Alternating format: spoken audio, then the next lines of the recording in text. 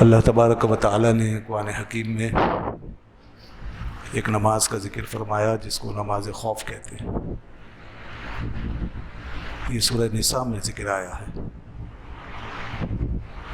یہ نماز اس وقت پڑھی گئی جس وقت مسلمان اپنے دشمنوں کے سامنے، کافروں کے سامنے، مشرکین کے سامنے صف بستہ تھے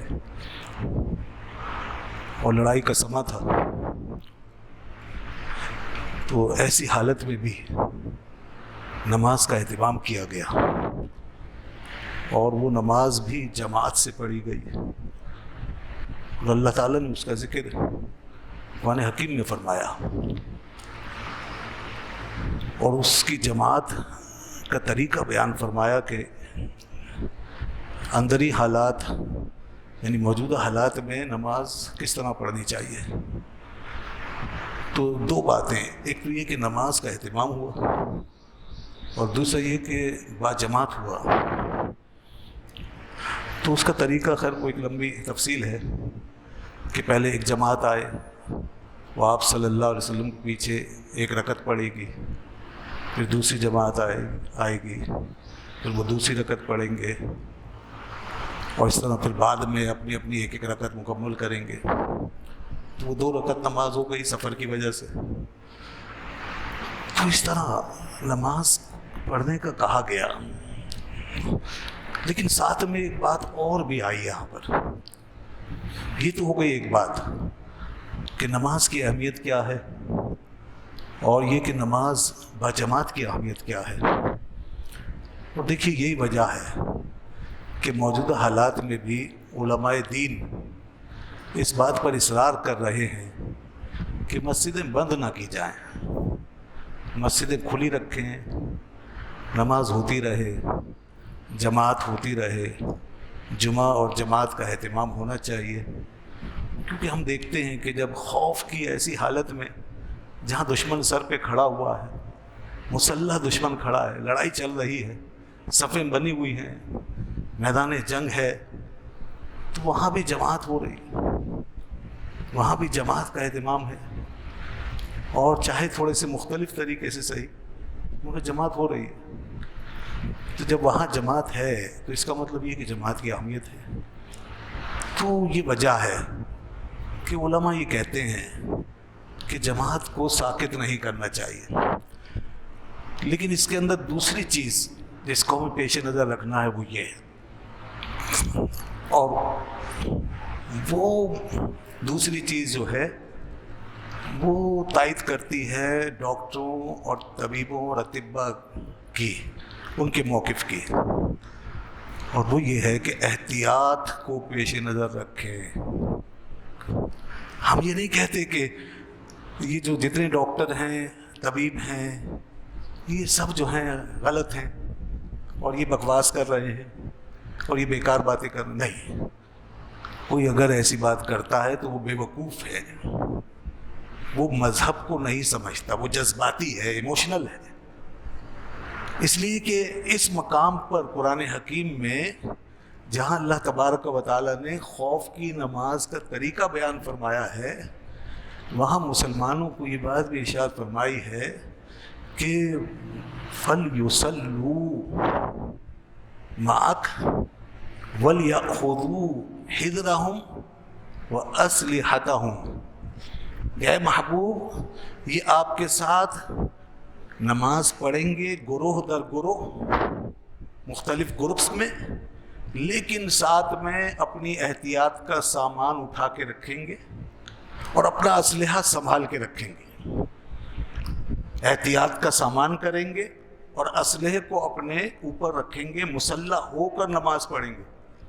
حالانکہ عام حالات میں یہ تاکید نہیں ہے اور انسان کے لیے حکم ہے کہ وہ لائٹ ہو کر کے نماز پڑھے، اپنے اوپر ایسا کوئی بوجھ نہ لا دے جس سے نماز کے خشوع خضوع میں خلل آئے۔ مگر چونکہ یہاں پر ایک خوف کا ماحول ہے اور احتیاط کا تقاضا ہے، تو اللہ تعالیٰ نے ساتھ میں اس بات کا حکم دیا کہ وَلْيَأْخُذُوا حِذْرَهُمْ وَأَسْلِحَتَهُمْ، کہ اپنی احتیاط کے سامان کو لے لیں، نمبر 1، اور وَأَسْلِحَتَهُمْ، اور اپنے اسلحے کو سنبھالیں، اس کو اپنے اوپر لاد لیں، تاکہ اگر عین حالت نماز میں حملہ ہو جائے، اٹیک ہو جائے، تو فوراً اس کا جواب دے سکے، ریٹیلیٹ کر سکے، جواب آ سکے، کہیں ایسا نہ ہو حالت نماز میں مارے جائیں۔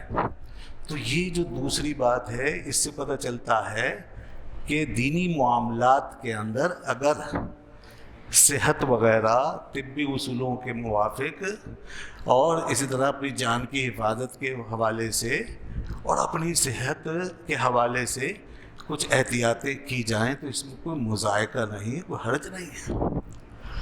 اب اس حوالے سے عجیب عجیب باتیں ہمارے یہاں، چونکہ لوگ ایموشنل ہو جاتے ہیں، جذباتی انداز میں لیتے ہیں، تو وہ ون سائیڈڈ ہو جاتے ہیں۔ تو کچھ لوگ جو ہیں وہ ایسی باتیں کرتے نظر آتے ہیں، صاحب دیکھیے ایمان جو ہے وہ آج کمزور پڑ گیا، آج جناب لوگوں کا امتحان ہو گیا، لوگوں کو اللہ کی ذات پہ بھروسہ نہیں رہا، اور دیکھیں صاحب یہ کیسی دینداری ہے، تو یہ کیا طریقہ ہے کہ یہ تبدیلی کر دی، وہ تبدیلی نہیں، یہ تبدیلی کی بات نہیں ہے، یہ احتیاط کا تقاضا ہے، اس میں احتیاط ہے، اور انسان اپنی صحت کے حوالے سے احتیاط برت سکتا ہے۔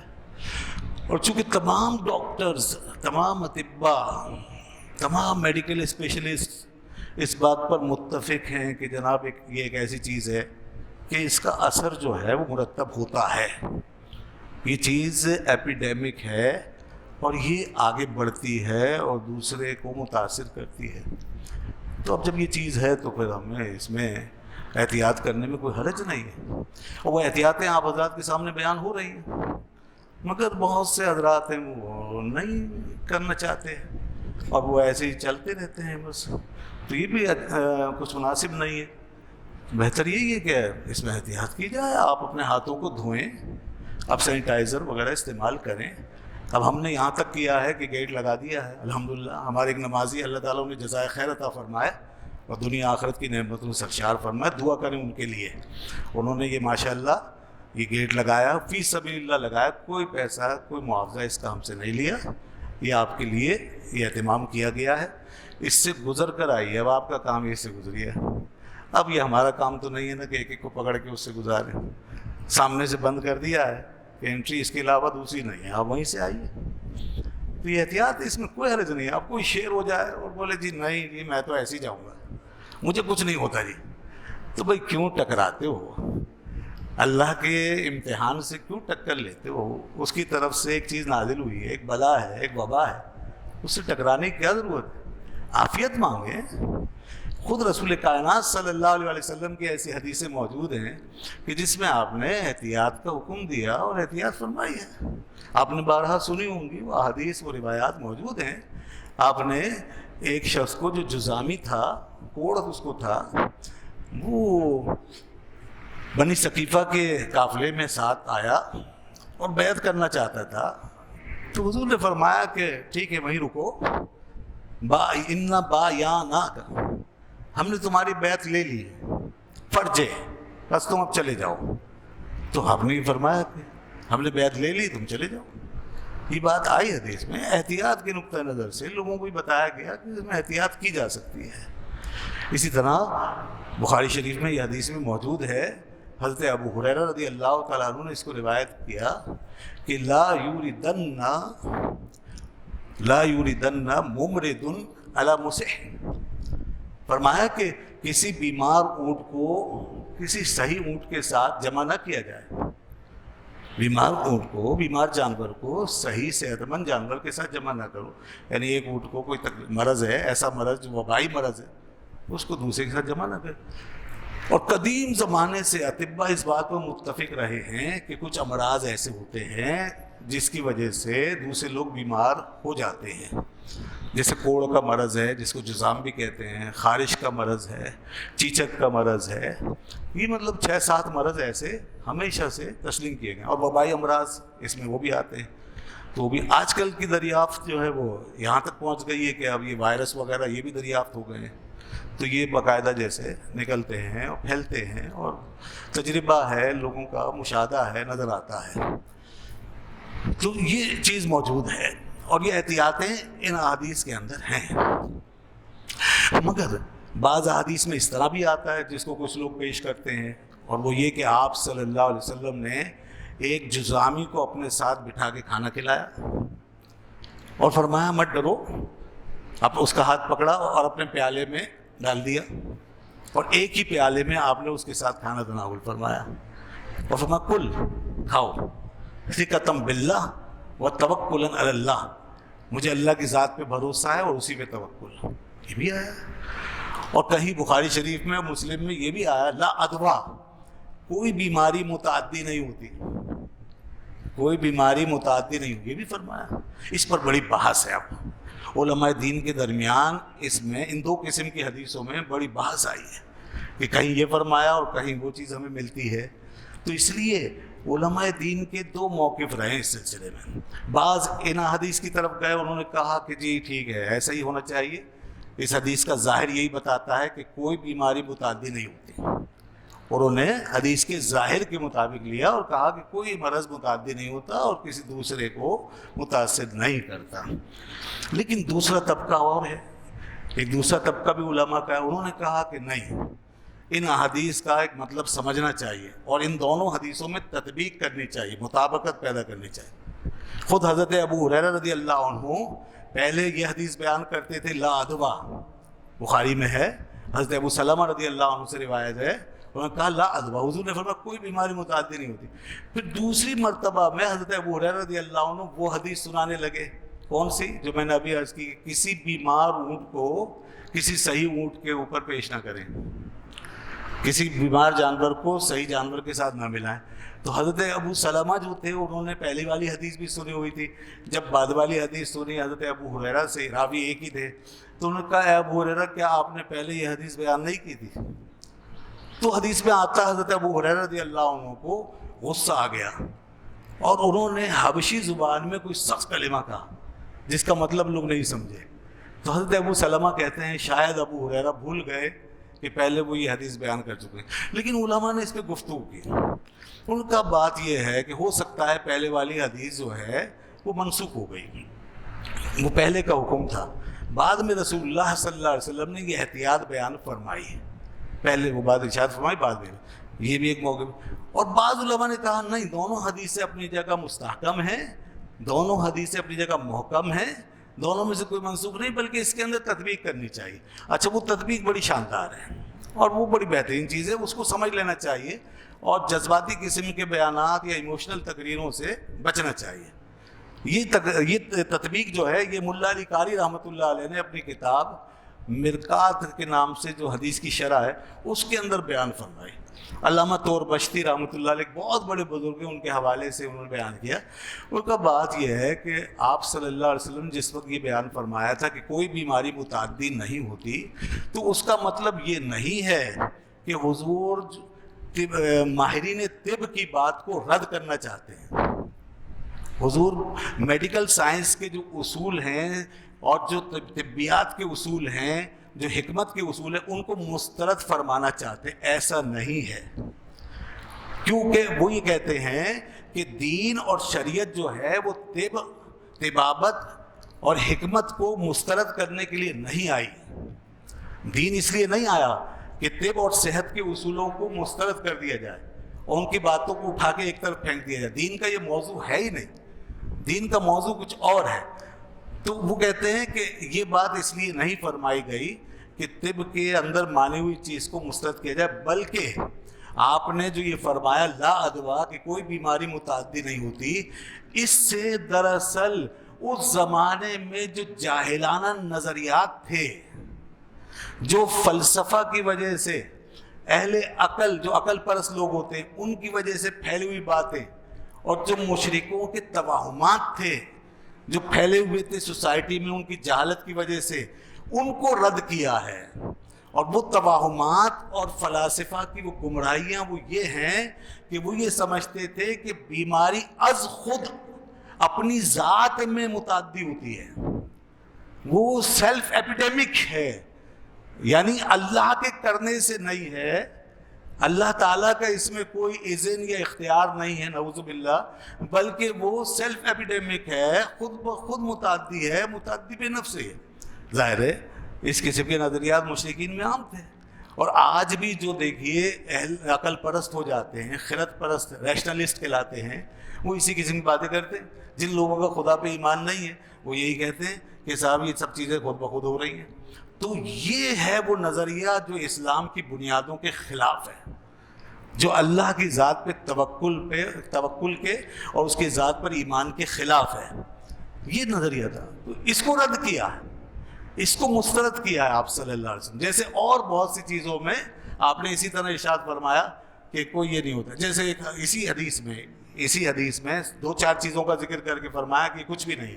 مثال کے طور پہ لا غولا، فرمایا کوئی بھوت کچھ نہیں ہوتا، بھوت کچھ نہیں ہوتا، یہ بھی فرمایا. اچھا، اب بھوت کے بارے میں عجیب تصورات تھے اہل عرب میں ان کی جہالت کی وجہ سے، تو اصل میں ان تصورات کو مسترد کیا ہے. ورنہ بھوت یعنی جن کی ایک بگڑی ہوئی شکل، اس کا تصور ہے. اور علماء نے لکھا اور بلکہ یہ بتایا کہ دوسری حدیث میں آپ صلی اللہ علیہ وسلم نے یہ ارشاد فرمایا کہ اگر تمہیں کسی جنگل میں کوئی بھوت تنگ کرے فبادروا بالاذان، تو اذان دیا کرو. تو حضور نے فرمایا اذان دیا کرو، بھاگ جائے گا. تو یہ بات دوسری جگہ آئی ہے، اور ادھر فرمایا بھوت کچھ نہیں ہوتا، بھوت پریت کوئی چیز نہیں. تو اس لیے ان تمام چیزوں کو جمع کرنا چاہیے اور سمجھنا چاہیے ان کے اپنے موقع محل پہ رکھ کر، اس کے کانٹیکسٹ کے ساتھ، تاکہ چیزیں ٹکرائیں نہیں آپس میں. تو اب جیسا کہ یہ فرمایا ملا علی قاری رحمۃ اللہ علیہ نے کہ اگر یہ بات کی جائے کہ جناب کوئی بیماری متعدی نہیں اور کوئی اثر نہیں ہوتا، بالکل بھی کسی بھی لحاظ سے کوئی اثر نہیں ہوتا، بیماریوں میں کوئی فرق نہیں ہے، سب برابر ہیں، تو یہ طبی اصولوں کے خلاف ہے. اور جو علم طب میں اور میڈیکل کے علوم میں جو چیز مسلم ہے یہ اس کے خلاف ہے.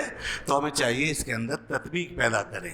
تو دین اور شریعت ہماری جو ہے یہ مسلمہ اصولوں کو اور علم کی مسلمہ باتوں کو ٹھکرانے جھٹلانے کے لیے نہیں آئے، بلکہ اس کو صحیح کرنے کے لیے آئی ہے. دین جو ہے اس کو صحیح کرتا ہے، اس کی اصلاح کرتا ہے. اس میں جو غلط نظریات پیدا ہو جاتے ہیں، علم کے باوجود ممکن ہے، تحقیق کے باوجود، ریسرچ کے باوجود جاہلانہ تصورات داخل ہو جائیں. اور آج جیسا کہ بڑا خطرہ ہے اس بات کا کہ سارے علوم ویسٹ سے آ رہے ہیں، مغرب سے آ رہے ہیں، اور وہ سب کافر ہیں، غیر مسلم ہیں. اب ان کا خدا پہ بھی ایمان نہیں، اپنے مذہبوں پہ بھی ایمان نہیں ہے. اب عیسائی نہیں رہے، یہودی نہیں رہے، بہت سے لبرل ہو گئے ہیں، بہت سے جو ہیں وہ ریشنلسٹ ہو گئے ہیں، وہ بے دین ہو گئے ہیں، بالکل وہ خدا کو بالکل مانتے ہی نہیں ہیں. تو یہ بھی ہے مسئلہ. تو اب اس کے ساتھ پھر جب وہ علم آتا ہے تو ان کے لادینیت والے تصورات بھی چلے آتے ہیں، الحاد بھی چلا آتا ہے، اور یہ باتیں بھی کہ جی کوئی پیچھے ایسی ماورائی طاقت نہیں ہے، کوئی مابعدت کبھی قوت نہیں ہے، دین کچھ نہیں ہے، یہ سب کچھ آٹومیٹک ہے، خود بخود ہو رہا ہے، اور یہ ہوتا ہے اس سبب سے ہوتا ہے، اس سبب سے ہوتا ہے. تو اللہ کے رسول نے فرمایا نہیں، ایسا نہ سمجھو، کوئی چیز خود بخود نہیں ہوتی. لا ادوا، کوئی بیماری خود بخود نہیں لگتی، کوئی بیماری خود بخود نہیں لگتی، اپنی ذات سے نہیں لگتی. ہاں اگر وہ لگتی ہے اور کسی تک پہنچتی ہے اور کچھ امراض میں فرق ہوتا ہے کہ کچھ امراض دوسرے کو متاثر کرتے نظر آتے ہیں یا ان کا ماحول دوسروں کو متاثر کر رہا ہوتا ہے، تو وہاں بھی یہی سمجھو کہ اللہ کے اذن سے ہے. اللہ ہی نے اسباب بنائے ہیں اور اسباب میں تاثیر رکھی ہے. اور بہت دفعہ ایسا ہوتا ہے، ہمارا مشاہدہ ہے کہ کسی کو کچھ نہیں ہوتا، لوگ ساتھ چل رہے ہوتے ہیں اور نہیں ہوتا. یہی بات رسول اللہ صلی اللہ علیہ وسلم دوسری حدیثوں میں فرمائی کہ ایک جزامی سے فرمایا آؤ میرے ساتھ کھاؤ، ثقۃ باللہ وتوکل علی اللہ، اللہ پہ بھروسہ ہے. اس لیے فرمایا کہ یہ سب اللہ کی ذات پر مبنی ہے اور اس کی مشیت کے اوپر موقوف ہے. کوئی یہ نہ سمجھے کہ یہ خود بخود ہوگا. تو اس لیے یہ سمجھنا چاہیے. اور بعض علماء نے یہ بھی فرمایا کہ بیمار آدمی کا جو ماحول ہے نا وہ متاثر ہو جاتا ہے.